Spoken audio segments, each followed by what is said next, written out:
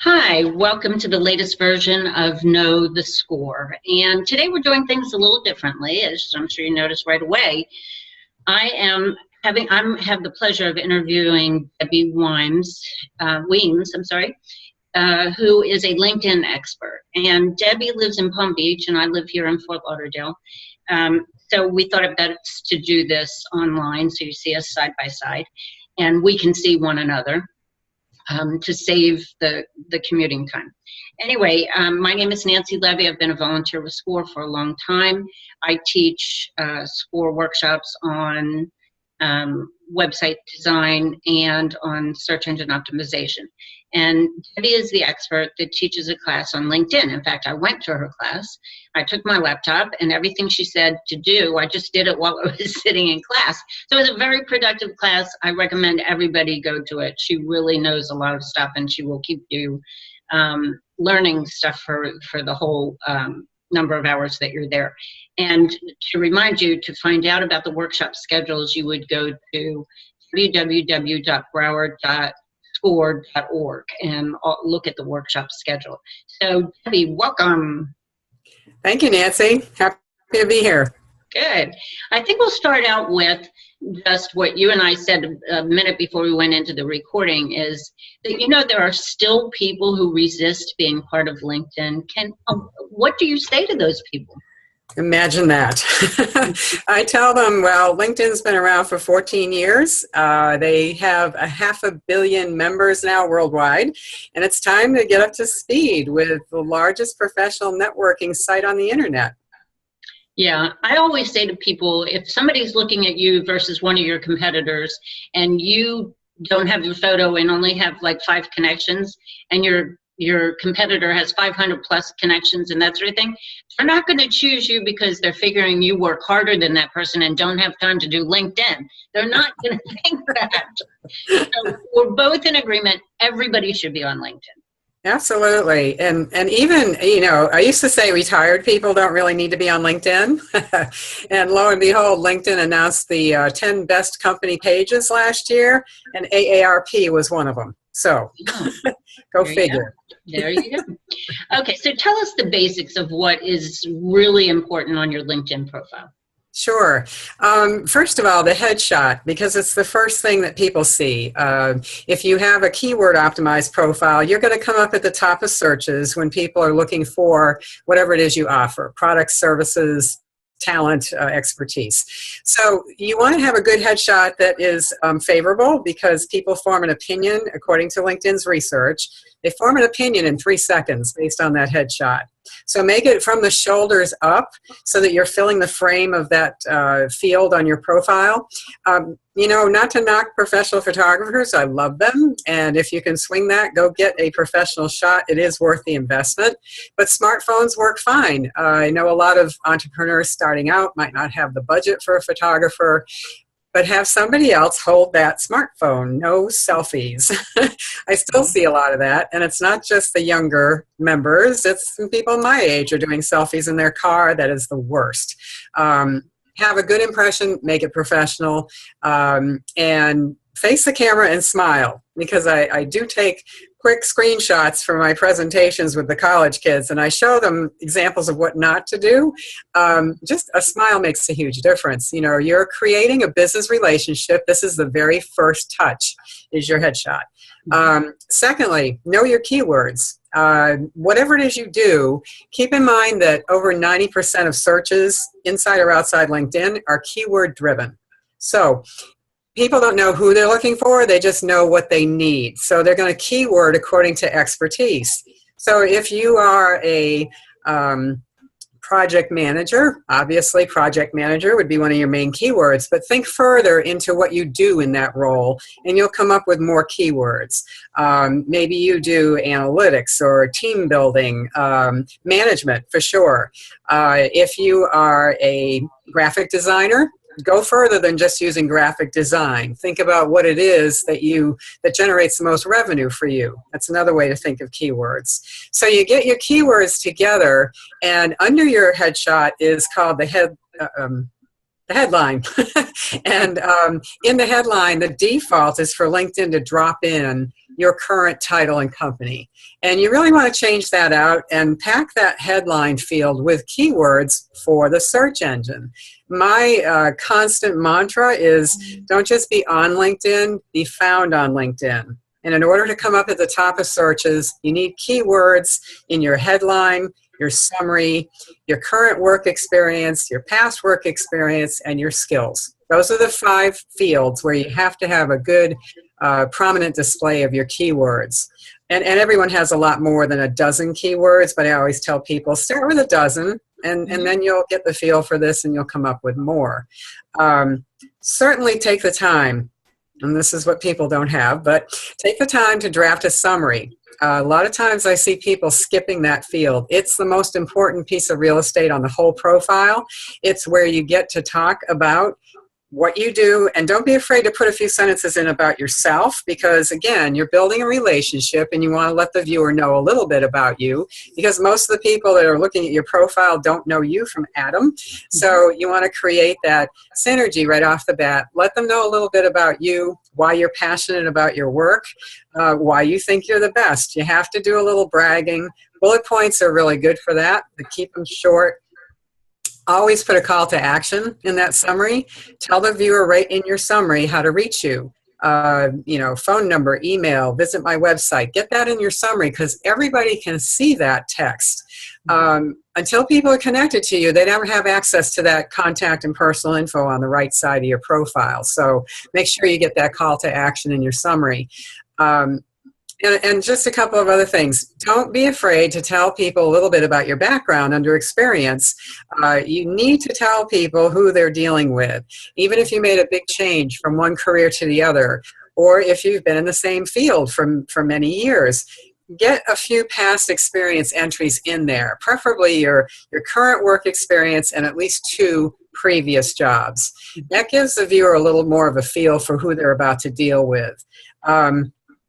Going further down to your profile, you want to get into your skills section, max out the 50. I'm giving you a real quick LinkedIn 101 here.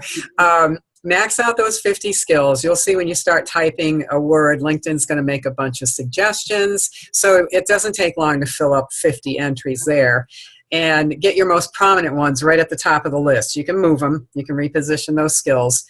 It's easy, really. You click the edit pencil and you just move the skills up to where you want them. The first 3 in the list are the ones that are going to show to everybody that visits your profile. One other tip that I think is really important, because again, people miss it. On the right side of your right margin of your profile, you'll see add a new section.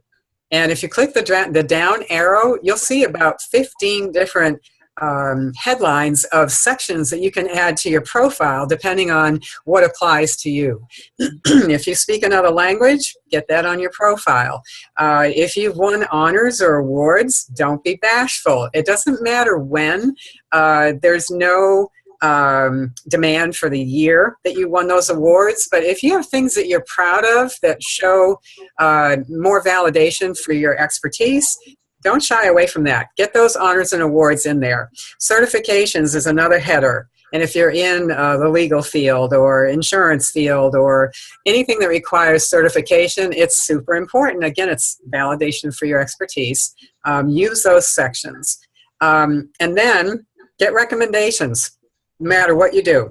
You know, you have to remember that you're coming up in searches for a reason. They're on your profile, so you've got the skill set. Now you're kind of encouraging them to engage with you, maybe before those other 9 people that came up on the search page. So let people know what some of your clients think, or your associates, or your former bosses, assuming you didn't burn any bridges. Let people know that don't know you why they should. Get those recommendations. Try to get them within the last 6 months. That's a real quick snapshot of what you should have on your LinkedIn profile. And I think beyond that, the most important thing at that point is to build a viable network with new connections. How do you recommend people get new connections? Hopefully everybody does a little bit of networking. I'm a networking fanatic. I have been for years, and it really pays off. You never know who people know. So do some local networking. Chambers are great. SCORE is great. You guys put on such an array of programs, and every time you attend a SCORE workshop or a seminar or a speaking engagement hosted by SCORE, you're going to meet other people. You're probably going to exchange business cards. You want to go right to LinkedIn after that meeting or within the next day or two and search those people out. When you're holding a business card, it means you've already shaken the person's hand. So it's a given. You're going to find most of those people on LinkedIn. Invite them to connect. Best way to do that is right from their profile. Hit connect when you're on the person's profile. That's the only way you can add a note. If you hit connect anywhere else on LinkedIn, it shoots out an automated, wordless invitation. Right. And you're going to get much better results telling people why you want to connect, where you met them, that you're trying to expand your network. Mm-hmm. And then be active. Spend a couple of minutes a day scrolling through your feed on the home page. And I mean scroll. If you start reading, you're going to spend a lot of time on LinkedIn that you really don't need to invest. I scan, and I'm looking for images that catch my eye. I'm looking for headlines on whatever it is people are sharing. I'm looking for something that resonates with me.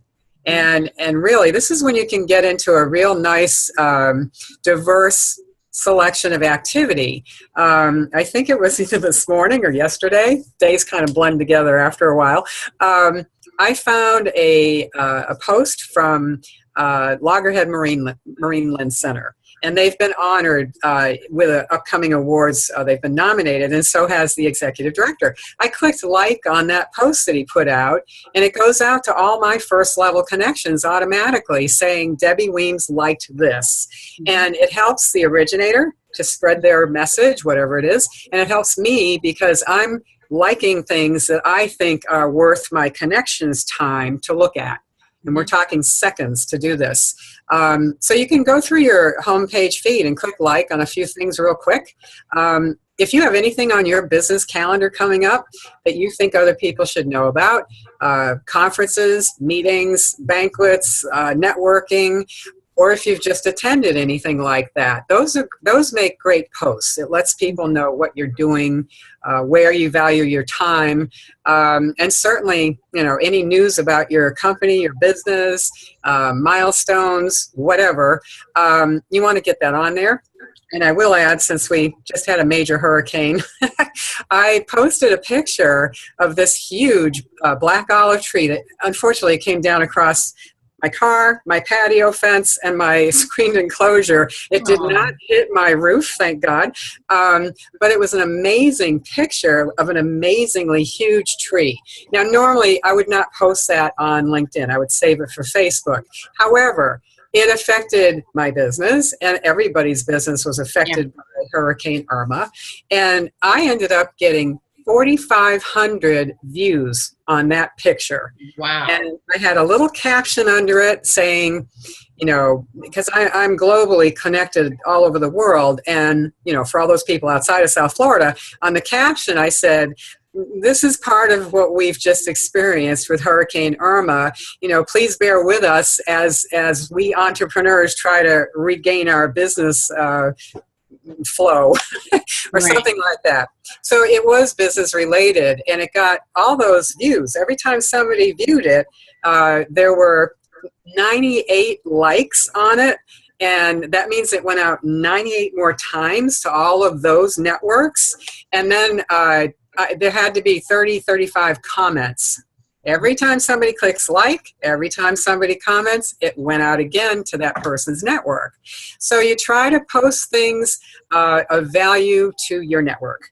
Nobody cares where you're having lunch this weekend or what movie you're seeing on LinkedIn. That's for the other site.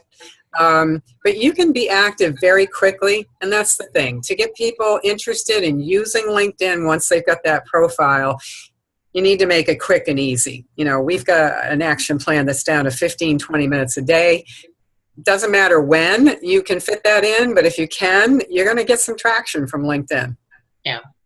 And what do you tell people when they say, I don't accept any requests for a connection from someone I don't personally know? Well, I tell them to invest about 30 seconds to make sure of that decision. This is the largest networking site in the world. You can't just focus on the person that's inviting you. You need to think about the fact that they might have a huge network. LinkedIn stops telling the viewer how many connections somebody has when they hit 500. Then they just show 500 plus. Well, that person could have 505 connections, or they could have 20,000 connections. You don't know, but anything with 500 plus, anybody with that many, they have a strong network, and they might have been on LinkedIn for quite a while. And again, it's called LinkedIn for a reason. You are connecting and linking with other professionals. Those connections are either going to pretty much lead you to business, or they're going to become your business later. That's how I describe LinkedIn in a nutshell.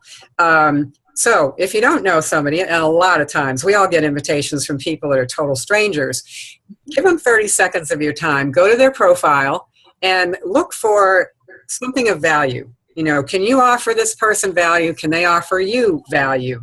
The ideal connection works both ways. So you're looking for, who are they? What do they do? Do they have a big network? Anything 500 plus, that's a plus. And scroll through hopefully they have a summary so you can read about what they do, kind of get into the nuts and bolts about what the value would be.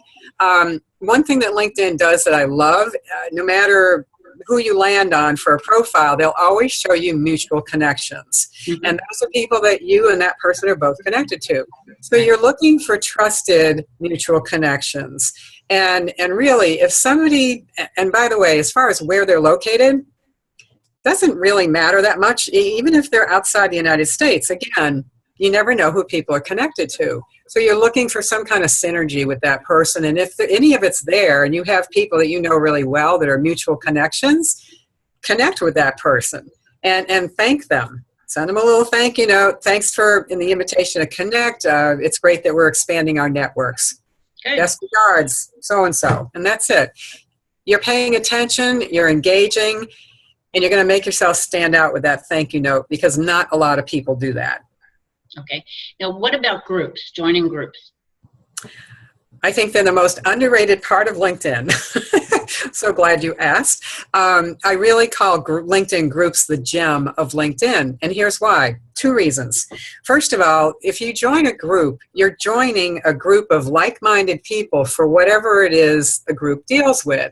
So in other words, think about not just the people in your peer groups. In other words, if you're a public relations person, sure, you want to join a couple of groups on LinkedIn that cater to public relations professionals. But you want to think beyond that. Who do you want to be in front of? Who is your target market? Where do your customers come from? Think that way, kind of outside the box, and search with those keywords, and then click on groups, and you'll get a whole list of groups that house your target market. And that's a pretty streamlined way to get right in front of your target. When you join a group, they're going to look over your profile, and they're going to say, the manager is going to say yes or no, and you'll get an email, a pretty standard one: welcome to the such and such group. Now that you're a member, please visit our conversation board, blah, blah, blah. So here's the thing. Don't pitch on that conversation board. The conversation board is for that. It's to engage the members in conversations. It's not a place to pitch your product or service. But when you get into a group and you've been accepted, you've immediately swept all those members into your network. And that's huge, because it's the people in your network. Those are your first level connections and all the people they're connected to, and the third level, plus all the group members. If you join a group with 50,000 people in it, the minute they say you're in, you just enabled 50,000 more LinkedIn members to bring you up in a search. Right. And that's huge. You can join up to 100 groups. No one's going to expect you to be active in more than 1 or 2 at a time, but it's a super fast way to beef up your network. They do cap you. I think you can only ask to join 20 groups a day or 15 a day, so don't go too crazy all at once. But even if you just looked up 5 groups a day and apply to get into them, you usually hear within a couple of days. Then you can start to engage the members, and you can reach out directly to group members with private messages without being connected to them. Yeah. You only get 15 of those a month, so you have to be very selective, but that's another great feature. Okay, and do you recommend people use the free version or they pay? Well, I celebrated my 6th year in business in June, and for 6.5 years, I have been advocating how to use the basic free profile on LinkedIn effectively. I upgraded to premium so I could get familiar with those additional perks and talk intelligently about whether it's worth upgrading to premium. And then I'm familiar enough with, the recruiter membership and sales navigator to talk about those. However, I like the word free.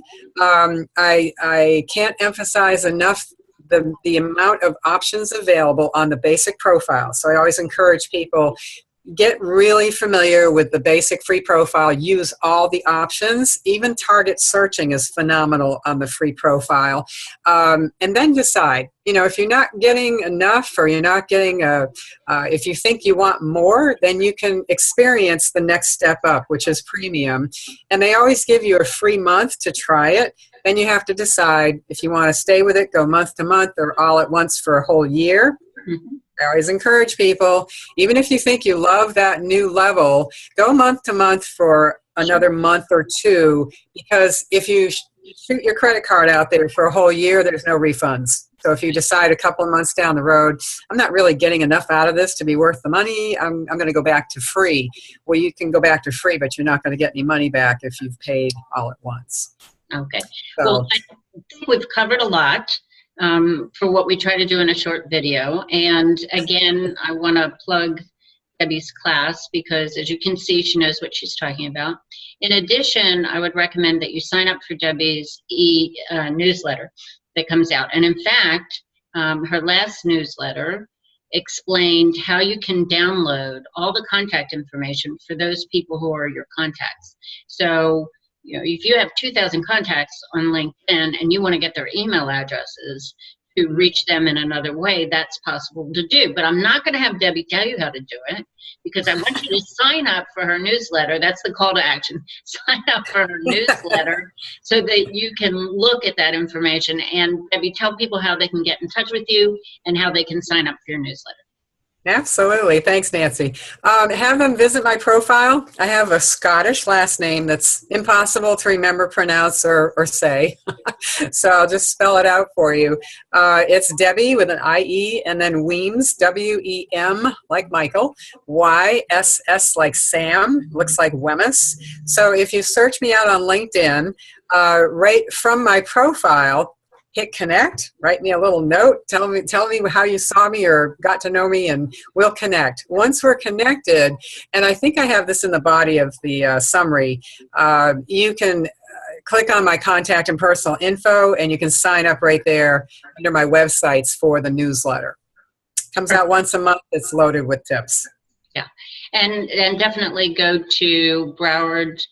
Broward, this is the right one, broward.score.org to look at the workshops and sign up for one of Debbie's very informative workshops. And certainly you can join me on LinkedIn also at Nancy Levy, L-E-V-E. And we hope to see you again at another Know the Score meetup. Thanks.